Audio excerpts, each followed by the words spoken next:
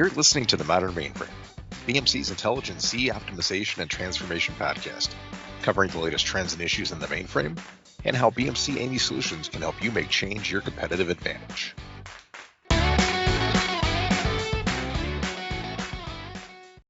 Hey everyone, welcome to the Modern Mainframe. I'm Matt Dallaire. You've no doubt heard quite a bit in recent years about ransomware, whether at work, regardless of the industry you're in, or in the news. Today we're talking about ransomware on the mainframe, how to protect against it, and the importance of immutable backups to recovery efforts.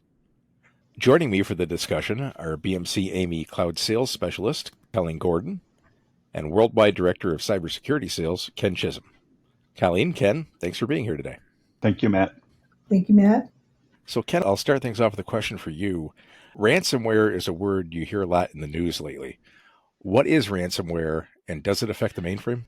Yeah, unfortunately, we do hear too much about ransomware, but for many organizations, ransomware is a business. Even some countries view ransomware as a significant revenue source to keep their countries up and moving. So ransomware is really an attack mechanism that's designed to extract funds from its victims. And it does that by encrypting data on a platform and holding that data hostage until the victim pays for that. Last year, in 2023, over $1 billion was paid to ransomware organizations. So it's not a small business. It is a very well-run business in many instances. And the whole goal, of course, is extract as much money from the victim as possible. And interestingly enough, for those companies that pay, over half of them get attacked again. So it's a good business model for them if you don't have any ethics. All right. How does it affect organizations that are victims? Yeah, in multiple ways. So about a third of the companies pay the ransomware. And like I said, over half of those get attacked again. But for the organizations that don't pay, they suffer very visible outages. And those outages can be quite damaging for these organizations. You may remember that an oil company was attacked successfully. They chose not to pay, but their oil production capabilities were severely limited, and it impacted the East Coast of the United States. So even though the payouts are in billions of dollars, the damage to companies is much higher, many more billions of dollars than the payouts made to the ransomware attackers. And do we know how this affects the mainframe in particular? Yeah, that's an interesting question, Matt, because information on mainframe attacks is very limited, especially when it comes to ransomware. We do know of attacks that have been successfully launched on mainframes. That's happened over the years, including the stealing of crypto keys to get money from the mainframe. But there's very limited data. So I am aware of only one ransomware attack that has taken place, and that was recently within the last 18 months, but it is not a publicly available event. So the first ransomware attack appears to have already happened, but in the mainframe world, we live under this expectation that the mainframe is difficult to hack because it's behind firewalls, it's difficult to get to, and not many people know about the mainframe. So in the security world, we call that security by obscurity. But the risk and compliance people really don't like that as an answer. They want to see more than security by obscurity as a response to how vulnerable is our mainframe, especially in the event of a ransomware attack. So you will see more ransomware activity on the mainframe, especially from companies trying to protect from that attack scenario. So how do organizations protect themselves from ransomware? That's a good question, Matt, because ransomware attacks are different than a protection from disaster recovery, for example. So most mainframes have disaster recovery scenarios where you mirror your storage devices and you can just click over to your secondary site without any issue. But ransomware actually attacks the data that's on the storage. So as soon as that gets attacked, it gets replicated to your secondary site. That's why companies have such a focus on immutable backups. Immutable backups are backups that really can't be attacked. They're a first line of defense for organizations because smart ransomware attackers will first try to destroy your ability to recover. Why? Because if you can't recover, they can extract more money from you. So destroying your ability to recover is one of the key steps for ransomware attackers to be successful and to extract more money from their victims. That's why immutable backups, even on the mainframe now, are becoming such a hot topic. They cannot be destroyed by the ransomware attackers, and they give a company at least a point in time to recover from in the event of a ransomware attack. So, Colleen, how do immutable copies offer better protection? So there's a couple of different types of immutable backups on the mainframe. One is a DASD controller enabled. They call it a snapshot. So it literally takes a picture, a point in time picture of all the data that's on your volume at the same point in time, and then keeps that copy internal to storage that is not available to the mainframe. So if somebody gained credentials into your mainframe, they would not be able to access those internal snapshots that were taken. And clients can set a cadence for those backups. They can do it, every X number of hours and have multiple backup copies created every day. Another format is a software enabled type of copy. So you can still achieve a point in time using IBM utilities, and then that backup is performed by a software product, and the backup then can be written to immutable storage, and it can be air gapped. And in that way, again, if somebody was to gain access to the mainframe, they wouldn't be able to get to or alter those types of backups on immutable storage. What are the advantages of using a cloud-based storage management system versus hardware? So one of the advantages is that that hardware copy, as I mentioned, is not available to the mainframe. So in order to use that copy, I literally have to recover it to another set of DASD volumes, either in another LPAR or on a DR system, somewhere else, in order to get to that data. And so I can't do things like surgical recovery. So if the ransomware attack only attacked a certain amount of data and not all of that data, I wouldn't be able to recover individual data sets from that snapshot. I'd have to literally recover it, the entire set, in another location on another set of DASD, and then I can pull individual files.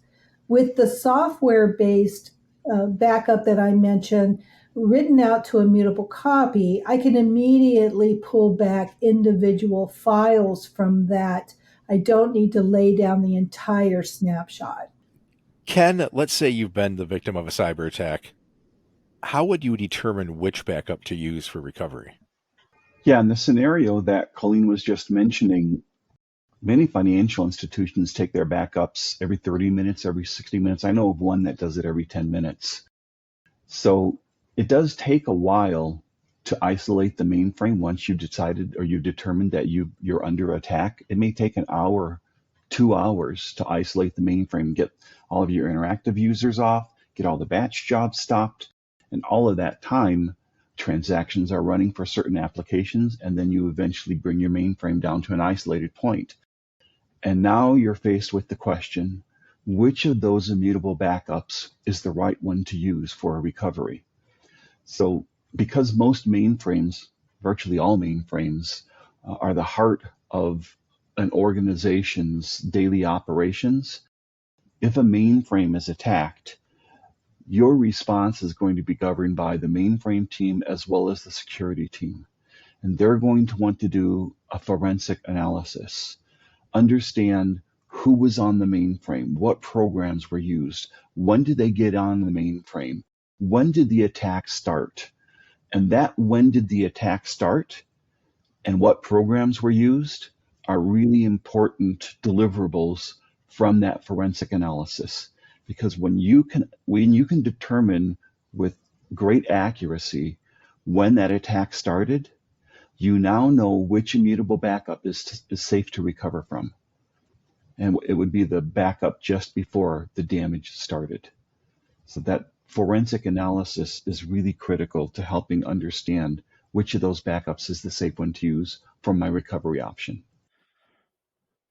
Colleen, how would you forward recover databases and obtain data from transactions that took place between the last backup and the time the mainframe was isolated? That's a great question, Matt. So, as Ken mentioned, you've got to determine what is the safe copy to recover from. It may not be your most current backup, it might actually be hours old, plus the time that it took to isolate the mainframe. So, we might have lost several hours of transactions. As Ken mentioned, while we are isolating the mainframe, we can be writing out transactional activity to what we call archive logs for our database systems. And we can write those to immutable cloud storage so that, once we determine what the correct copy is to recover from, we can then reference those archive logs that are on immutable storage and use those to reapply those transactions to those databases. So that does require some tool sets to perform this forward recovery capability. There are products that will do that reapplying of those transactions to bring those databases current. Otherwise, if you don't have a product set like that, other options would be to rerun applications or try to reapply those transactions in some type of manual way. And of course, that could take a very long time to figure that out as well. So, Ken, how can you make sure your system is fully recovered and not still subject to any malware from the attack? Yeah, it's a good question because the malware that's actually used for the attack may have been put on your mainframe days ago, weeks ago, maybe even months ago. So one of the things that you would do as part of your recovery process is when you reload a volume into your secondary site or your tertiary site for recovery, one of the first things you want to do, you've got the right backup because we did the forensic analysis, but we also found the programs that were used to damage your environment when we did the forensic analysis. So you want to use file integrity monitoring software that keeps a history of all of the changes that were made to the programs on your mainframe. And that will lead you back to the time that the malware was put on the mainframe and help provide a recovery mechanism for you to get that malware off of the mainframe. It's a really important step because if you don't get that malware off of the mainframe, they'll just turn it on again and ransomware you again, and you're really in a bad situation if that happens. So, how does a recovery, including immutable backups, help organizations meet regulatory requirements such as the European Union's Digital Operational Resilience Act, DORA for short? Sure. Well, the interesting thing about DORA is it actually calls out critical infrastructure that needs to be tested and proven to help companies detect and recover from ransomware. So DORA is forcing organizations to document plans and put technology in place to do penetration tests on the mainframe, prove that you can detect and respond to threats on the mainframe, in particular ransomware threats, and prove that you can recover from a ransomware attack. So that compliance legislation is forcing organizations to prove to these regulators that they have processes in place to actually respond to this. And what it really does is it shines a light on the mainframe environment that has sort of stayed behind the scenes when it comes to responding to ransomware attacks. There haven't been a lot of ransomware attacks on the mainframe, but we all know that the mainframe would be an amazing source for a ransomware attack and their ability to extract a lot of money from a financial organization in particular. So because it is such a potentially vulnerable attack point, these regulators are ensuring that organizations have in place processes and technology to help restore. And I might also mention, Matt, that DORA isn't just an EU specific regulations. There are a lot of financial institutions outside of the EU that do business with the EU, and they do fall under the umbrella of the DORA regulations and having to prove that their organizations are resilient to a ransomware attack. I spent time with probably 20 to 25 organizations in Europe and in the United States that are responding to those DORA guidelines and really working on improving their resilience profile for their mainframes. So now I'll put both of you on the spot and ask for some closing thoughts. Ken, would you like to go first? Sure. As I talk to organizations around the world, this security by obscurity mindset that the mainframe is automatically safe may be one of the most critical obstacles for us to overcome as we look at security on the mainframe. It really requires planning and processes and technology in order to properly prepare a mainframe to be resilient in the face of a ransomware attack. And there are regulatory pressures to help organizations move in that direction, but there's also this, let's call it a satisfaction or complacency that the mainframes won't be attacked, and therefore I really don't have to do much. And that's the biggest obstacle I see getting mainframes into a more resilient state. Colleen, any final thoughts? Yeah, so as I mentioned, the types of immutable backups that are available today focus on DASD data, the main core live data that the company is using on a day-to-day basis. And that's important. That's very critical. But as Ken mentioned, these organizations that are performing these attacks, they're very sophisticated and they do know mainframes and they know that your backups are on tape.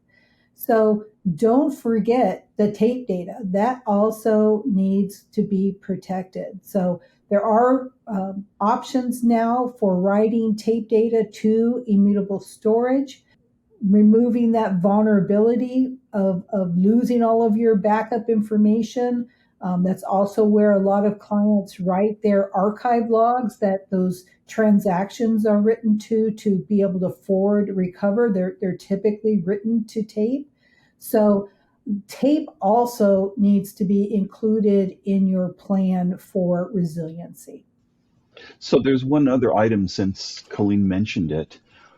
Colleen, can you talk a little bit about what happens to the tape libraries when you resort to a prior immutable backup? Yes, so tape entries are put into what we call a catalog on the mainframe. So in order to reference a tape data set, it needs to be in the mainframe's catalog.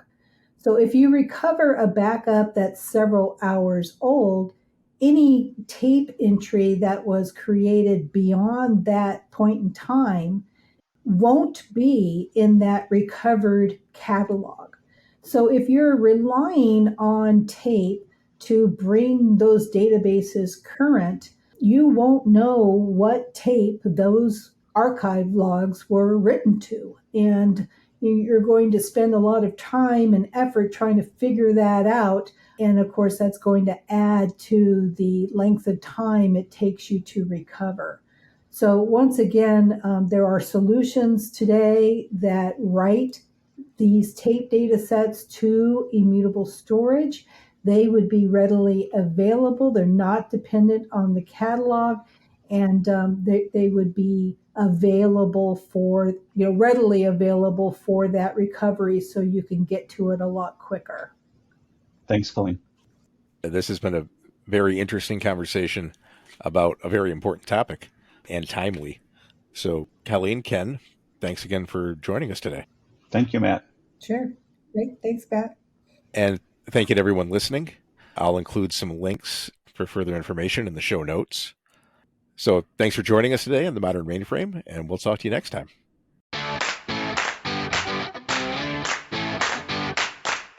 You're listening to the Modern Mainframe, BMC's Intelligent C Optimization and Transformation podcast, covering the latest trends and issues in the mainframe and how BMC AIME solutions can help you make change your competitive advantage.